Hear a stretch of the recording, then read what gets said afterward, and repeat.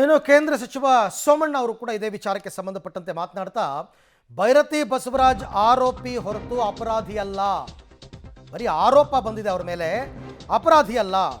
ಹೊಟ್ಟೆ ಕಿಚ್ಚಿಗೋಸ್ಕರ ಭೈರತಿ ಮೇಲೆ ಗೂಬೆ ಕೂರಿಸ್ತಾ ಇದ್ದಾರೆ. ಸೋಮಣ್ಣ ಅವರು ಭೈರತಿ ಬಸವರಾಜ್ ಪರ ಬ್ಯಾಟ್ ಬೀಸಿದ್ದಾರೆ. ಅವರು ನನಗೆ 16 ವರ್ಷಗಳಿಂದ ಪರಿಚಯ, ಆ ತರಹದ ಅವಿವೇಕದ ಕೆಲಸ ಮಾಡಲ್ಲ.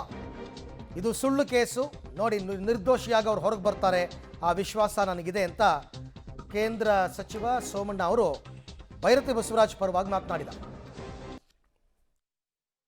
ಯಾರು ಕೊಟ್ಟಿದ್ದಾರೆ ನನಗೆ ತಿಳಿದ ಮಟ್ಟಿಗೆ ಬಸವರಾಜು ನನಗೆ 16 ವರ್ಷಗಳಿಂದ ಪರಿಚಯ ಇರ್ತಕ್ಕಂಥವ್ರು.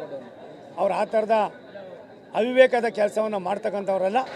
ನನಗೆ 100ಕ್ಕೆ 100 ನಂಬಿಕೆ ಇದೆ. ಏನಿದು ಫಾಲ್ಸ್ ಇದೆ ಇದರಿಂದ ಈಚೆ ಬರ್ತಾರೆ. ಯಾರಿಗೇ ಆಗಲಿ ಕಾನೂನನ್ನು ಹೊರತುಪಡಿಸಿ ನಾನಾಗಲಿ ಅವರಾಗಲಿ ಮತ್ತೊಬ್ಬರಾಗಲಿ ಸರ್ಕಾರ ಆಗಲಿ ಒಬ್ಬ ಜನಪ್ರತಿನಿಧಿಗೆ ಅನಾವಶ್ಯಕವಾಗಿ ಏನಾದ್ರೂ ನೀವು ತೊಂದರೆ ಕೊಡೋದಾದರೆ ಈ ಸರ್ಕಾರಕ್ಕೆ ಯಾವ ರೀತಿ ಹೇಳಬೇಕಾಗ್ತದೆ ಗೊತ್ತಿಲ್ಲ. ಇದು ಅವಶ್ಯಕತೆ ಇಲ್ಲ. ನನಗೆ ತಿಳಿದ ಮಟ್ಟಿಗೆ ಭೈರತಿ ಬಸವರಾಜ್ ಅವರು ಇಂಥ ಕೀಳು ಮಟ್ಟದ ವ್ಯವಸ್ಥೆಯನ್ನು ಮಾಡ್ತಕ್ಕಂಥವರೆಲ್ಲ